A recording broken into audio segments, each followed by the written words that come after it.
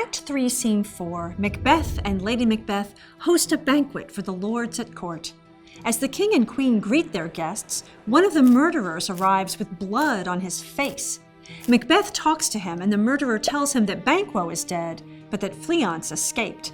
Macbeth decides he will pursue Fleance later and returns to his banquet. During the banquet, Macbeth sees Banquo's ghost enter and sit in his own place at the table. The others do not see the ghost, so they are confused when Macbeth asks, "Which of you has done this?"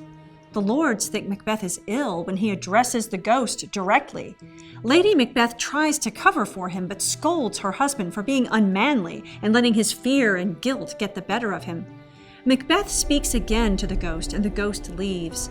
Macbeth then tries to cover up by proposing a toast to Banquo. Shortly after, the ghost returns and Macbeth orders it to leave. At this point, his behavior has spoiled the banquet.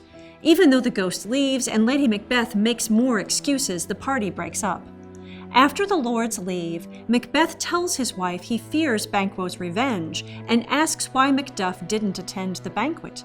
Both of these events, the ghost and Macduff's absence, make Macbeth nervous, so he resolves to visit the three witches the following day.